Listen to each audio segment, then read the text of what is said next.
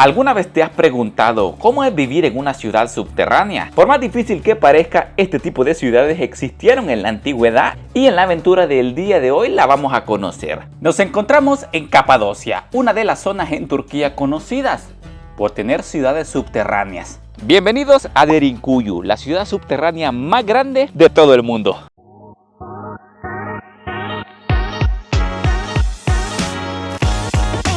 ¿Qué onda, bichos?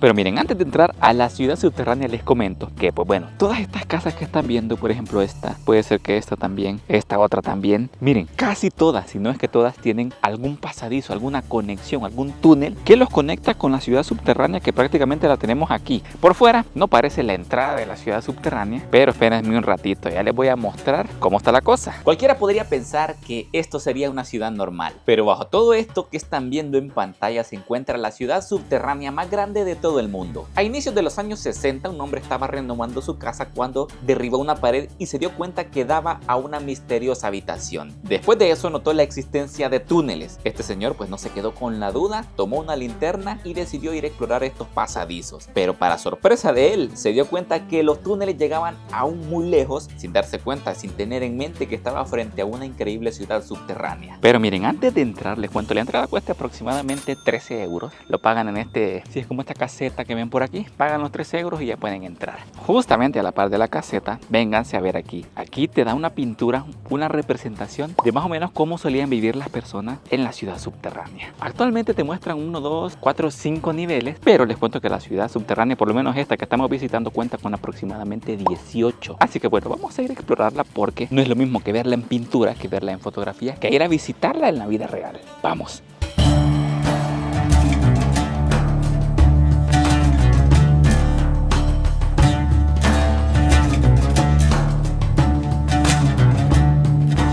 Cuando uno viene aquí a Capadocia sorprende por sus increíbles formaciones de roca volcánica que anteriormente funcionaban como hogar para muchas personas. En la actualidad muchos de estos lo siguen siendo, pero así como estas increíbles ciudades construidas y talladas sobre la roca impresionan en la superficie, hoy vamos a adentrarnos a las profundidades porque esta ciudad subterránea los va a impresionar aún más. Así que bueno chicos, miren, acompáñenme a conocer la ciudad subterránea excavada más grande de todo el mundo. Miren, aquí vamos ya con Sofita rumbo a ver si no nota la suffocation aquí. Miren que estos pasillos son bastante estrechos, no les miento. Ahorita honestamente no sé si tenemos que ir por aquí o tenemos que ir por aquí, pero uno creo que se puede meter a explorar cada uno de los compartimientos que hay por aquí. Y bueno chicos, miren que cuando uno va caminando aquí por la ciudad subterránea realmente no logra dimensionar a dónde está. Así que para eso les voy a mostrar aquí una foto para que vean de lo que estoy hablando. Esto vendría siendo, vamos a llamarlo así, como un mapa o una representación de la ciudad subterránea. Les cuento que cuenta con 85 metros de profundidad, en los cuales encontramos aproximadamente 18 niveles, de los cuales 8 están abiertos al público y van a ser los que vamos a estar conociendo en la aventura de hoy. Les cuento que cada nivel tiene un propósito diferente.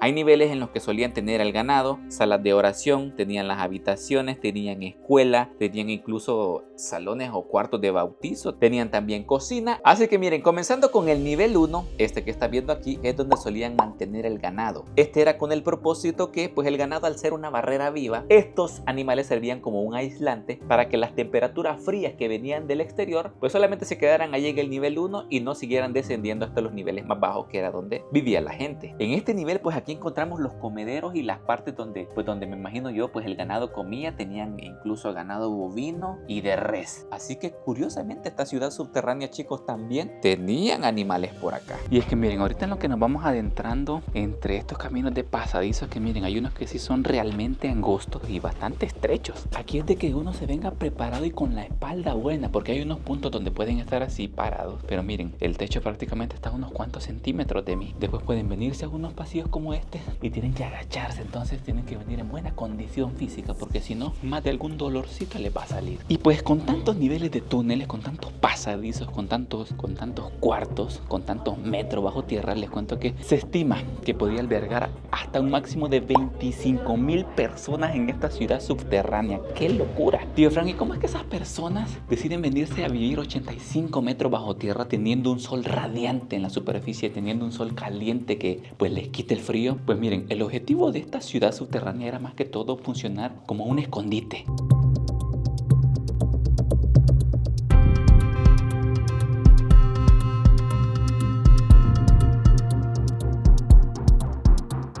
Originalmente, la ciudad de Derinkuyu probablemente se usó para el almacenamiento de bienes, pero su propósito principal era como un refugio temporal de los invasores extranjeros. Con Capadocia experimentando un flujo constante de imperios dominantes a lo largo de los siglos, pues los pobladores de la zona se miraban en la necesidad de construir un refugio por si acaso venían, los conquistaban, ellos tenían este lugar para resguardarse. Y para que vean que es verdad que esta ciudad es por niveles, miren, por aquí se logra ver un conducto de ventilación y podemos ver cómo las personas están pasando prácticamente abajo de nosotros. Y para que vean, miren, yo ahorita me encuentro en el nivel 1, pero Sophie se encuentra un nivel más abajo. Y son aproximadamente, son como 15 niveles para abajo. Miren chicos, aquí les muestro el conducto de ventilación principal. Este vendría siendo un hueco realmente enorme que viene desde la parte, desde allá de la superficie. No sé si logran ver el hoyo de la superficie. Ya tenemos un nivel, por aquí tenemos otro nivel en el que estamos nosotros.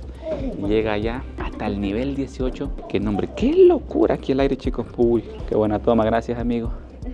Está realmente profundo. Pero miren, además de ser un conducto de ventilación, tenía doble función. Muchos se preguntan cómo conseguían el agua potable para beber aquí en la ciudad subterránea. Pues miren, esto que están viendo, sí, es un conducto de ventilación, pero también tiene doble función. Y es que la otra función es un pozo. Esto que están viendo, sí, sirve para que el aire circule por todos los niveles, pero hasta el final se encontraba el pozo y de ahí conseguían el agua potable para abastecerla a todos los niveles de la ciudad subterránea. Miren, ahorita que vamos bajando aún más de niveles, les quiero mostrar este pasadizo.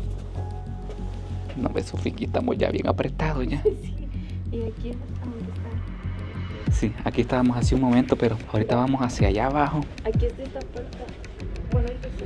Ah, sí, es verdad, miren, les quiero comentar. Entonces, ya una vez, pues la gente se resguardaba en esta ciudad subterránea, tío Frank, como hacía para que los invasores no entraran. Pues miren, aquí hay una especie de puerta rodante, no sé si la logran ver. Yo creo que sí, todos logramos verla. Entonces, ellos solamente movían la piedra y tapaban esta entrada. Y así, pues la gente del exterior ya no podía entrar. Entonces, ya una vez la piedra se movía, la ciudad quedaba completamente sellada y resguardada de cualquier invasor. Y es que sí, miren, ahorita con Sophie llevamos unos 20 minutos y yo honestamente la imaginaba más pequeña. Sí, yo también. Yo hasta incluso pensé en no entrar. Porque no te daba sé, el soponcio. Si me daba algo. Sí. Ajá. No, llegan unos puntos donde los pasillos se vuelven no solamente estrechos, sino que se vuelven bien bajos. Entonces uno prácticamente tiene que ir así casi que en cuclillas para poder. Hasta yo que soy bien chiquita me toca ir así. Sí.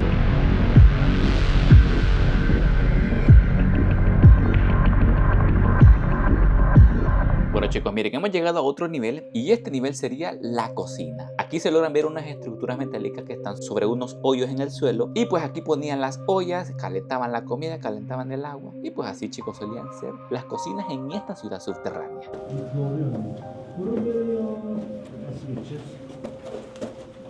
Y es que miren, a veces sí se complica la cosa cuando vienen más personas allá arriba. Y pues, como eso no tiene solo sentido. Dios mío.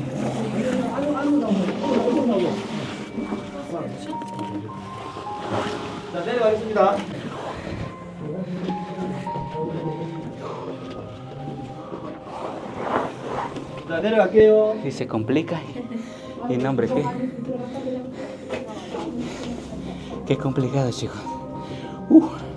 Está complicado salir de aquí.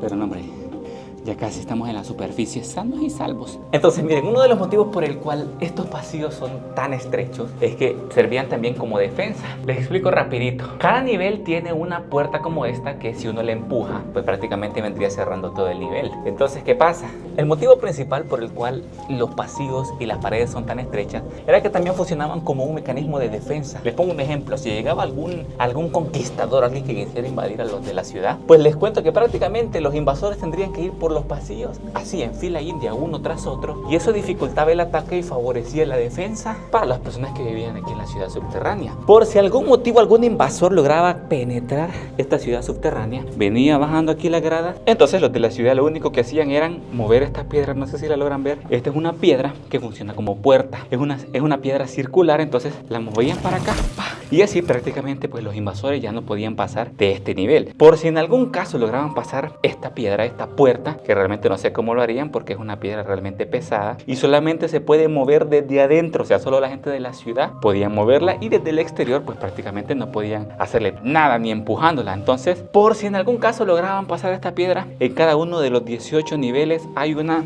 igual a esta como mecanismo de defensa. Entonces, una vez movida, se cierra la puerta de toda la ciudadela y pues queda segura. Entonces, miren, aquí les muestro más detalladamente la roca, la puerta, vamos a llamarla así. Solamente se venían, incluso hay un cuartito exclusivamente para la roca. Vienen aquí, la empujan para allá y pues así prácticamente quedaría sellado este nivel, y la gente que viene desde allá arriba ya no pudiera continuar su trayecto hasta allá abajo. Entonces, pues esta vendría siendo, chicos, las puertas militares, las puertas de defensa. Aquí vienen, aquí se termina de sellar la piedra, la puerta. Pues estas vendrían siendo las puertas militares de hace muchos años.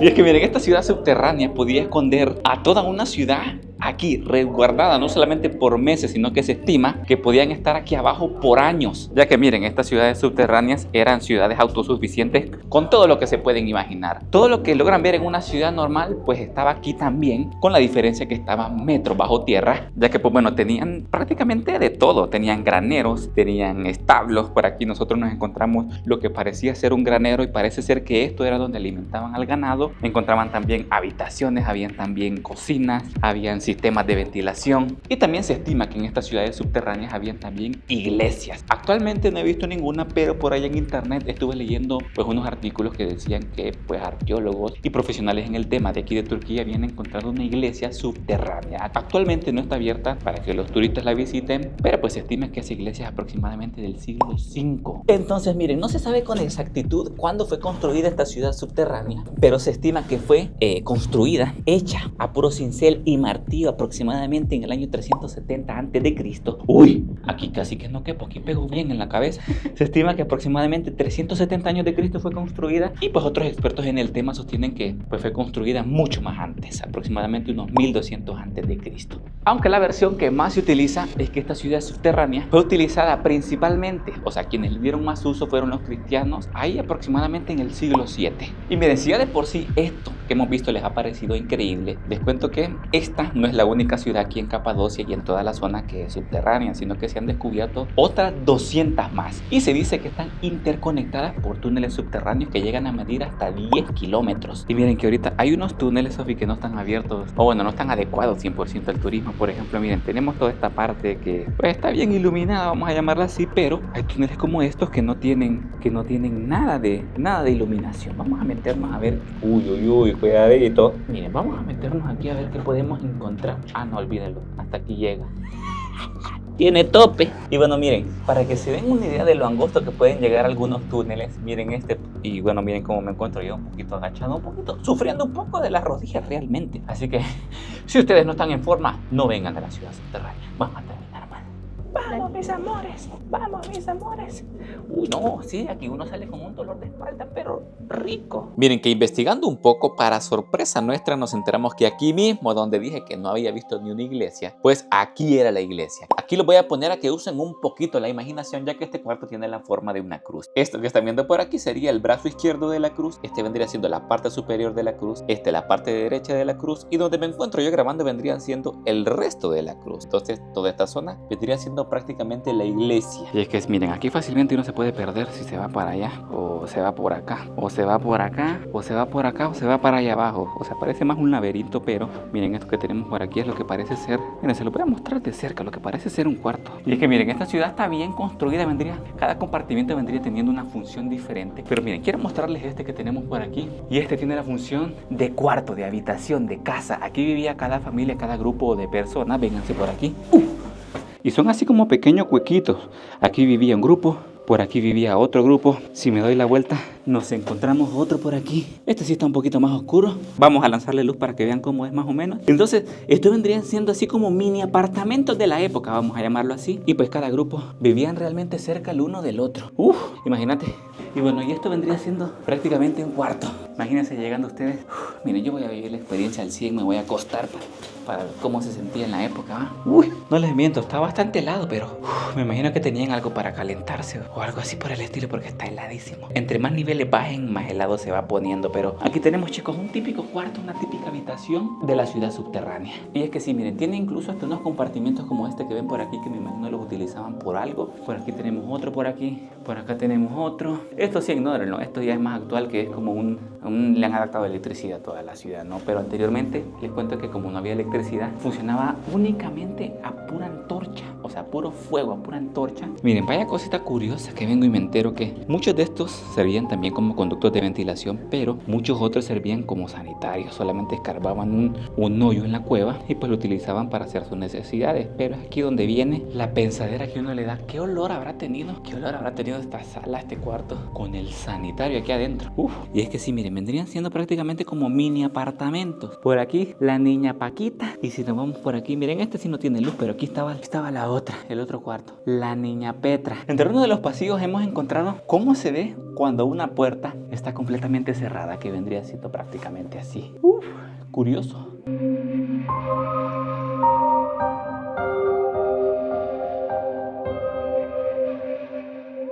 Bueno, chicos, miren, a medida seguimos descendiendo nivel tras nivel, ya vamos llegando casi al límite de lo que los turistas pueden visitar. Cuando uno ya va por el nivel 7 o por el nivel 8, se logra encontrar varios túneles que están cerrados al público como este. Pero pues les cuento que hay una cosa aún más curiosa que les quiero mostrar en esta parte, y es que aquí se encuentra la escuela de la ciudad. Otra cosa curiosa que casi se me escapa, y es la función de esto que están viendo por aquí. ¿Qué pasa cuando el agua se almacena en esta zona que ven? Pues les cuento que esto tenía la función también de baptisterio.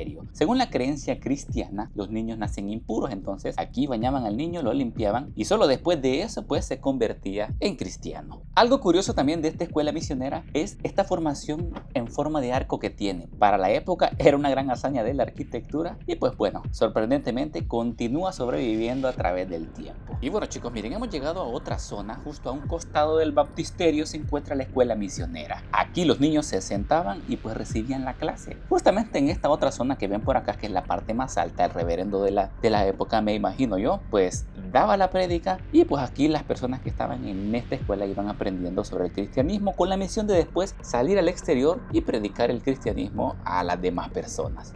Y es que si miren, esta parte que están viendo vendría siendo el sector donde la ciudad subterránea, miren, casi me caigo, chicos, donde en la ciudad subterránea hacían el vino. Se lo voy a mostrar más de cerca. Entonces, lo curioso es que aquí el vino, pues lo tenían, se fermentaba y todo, pero cuando el vino está en ese proceso de fermentación, tira un gas, y pues lamentablemente ese gas se fue regando por todos los conductos de ventilación, y es que ese gas es un gas nocivo, que si el humano lo huele, pues puede ser letal. Y es así como en la ciudad subterránea se dieron cuenta que el fermentar, el hacer vino, no era una muy buena idea, y pues a raíz de eso murieron muchas personas aquí abajo. Lo que sí, vuelvo y repito, me ha sorprendido, o sea, saber cómo todo esto que están viendo fue construido a puro martillo y cincel. Una locura.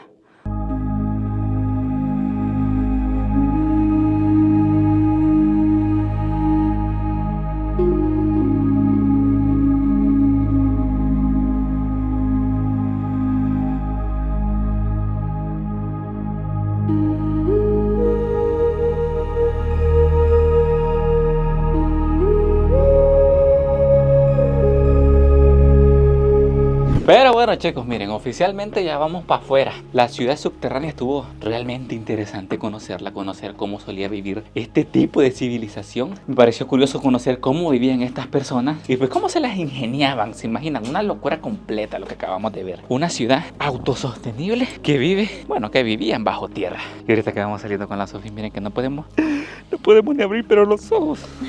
Imagínate cuando estas personas salieron finalmente a la superficie después de años de vivir ahí. Quizás se quedaron ciegos. O sea, quizás sí. ¡Mis ojos!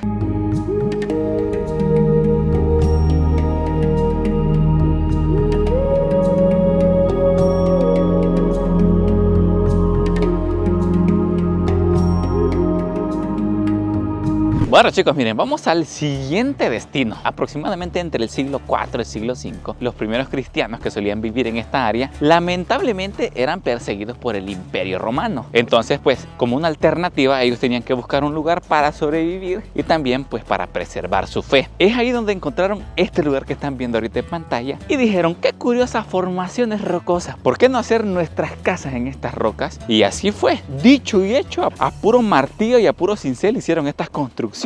Y no solamente hicieron esas casas, sino que hicieron una ciudad completa dentro de las rocas, tanto así que aquí también hay iglesias y estas las hicieron con el motivo, pues también de preservar sus creencias y de preservar su fe. Así que el mejor lugar para conocer estas iglesias, para conocer estas construcciones, es este lugar que están viendo en pantalla. Chicos, bienvenidos al Museo al Aire Libre de Goreme. Bueno chicos, miren, el Museo al Aire Libre de Goreme, como primer dato curioso, fue declarado Patrimonio de la Humanidad en el año de 1984. Algo que llama la atención de este parque y el Museo al Aire Libre es que ofrecen una vista realmente impresionante, con sus picos de toba y chimeneas debidamente cortadas para crear iglesias. Esto es uno de los atractivos principales de este lugar. Entre las cosas que se pueden encontrar en este museo son una colección de iglesias rupestres, escuchen bien, excavadas por monjes ortodoxos entre el año 900 a 1200 después de Cristo. Miren chicos, si ustedes pensaban que las iglesias de su ciudad, de su pueblo, son antiguas, pues estas son las verdaderas iglesias antiguas. Miren, por fuera les muestro cómo se ven, que realmente de fuera allá a duras penas se logra ver un poco de lo que solía ser la fachada. Pero miren la parte de adentro,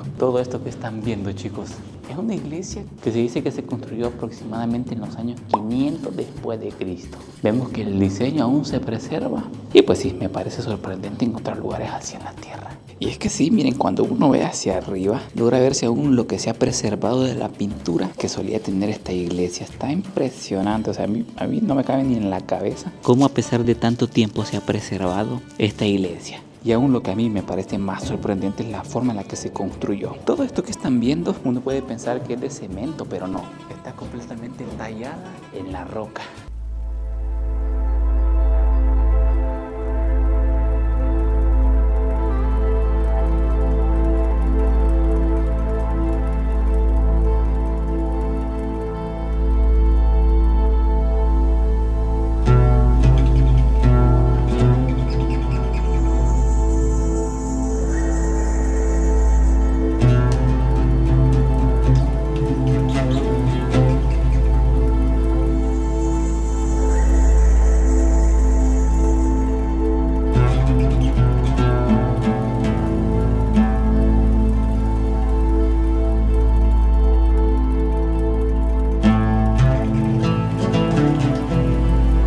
Aunque cuidadito chicos, miren que si ustedes sufren de vértigo, miren la entrada de la iglesia la tenemos aquí, en lo más alto de una roca. Así que si ustedes se marean con las alturas, cuidadito, está altísimo. Miren chicos, entre una de las iglesias que más visitan aquí en el Museo al Aire Libre es una que se llama la Dark Church, así, la iglesia oscura. Y es que su nombre proviene de que no le entra mucha luz a la iglesia básicamente, pero les cuento que para entrar a esa iglesia hay que pagar 6 euros extra de su entrada, que valía 20. Entonces es de pensarlo muy bien si quieren entrar o no. Pero tío Frank siempre ya haciéndole tomas ilegales para ustedes, para que vean cómo es por dentro de la iglesia, porque les cuento que supuestamente está prohibido grabar por dentro, pero por ahí miren que andábamos con suerte, la verdad, porque la guardia que estaba protegiendo ahí, que la gente no tome fotos, que no tome videos, estaba cansadita, tenía sueño. Entonces hice un montón de tomas por aquí y por allá y la guardia no se dio cuenta y dejamos que descansara. Hicimos unas tomitas en silencio para grabarles un poquito cómo es esta iglesia por dentro. Créanme que sí, bonita sí está. Las pinturas dentro de esta iglesia se han preservado bastante bien y el motivo principal es el que les comentaba. Como no les entra mucha luz, pues a pesar de que han pasado cientos y cientos de años, se han preservado bastante bien hasta la actualidad.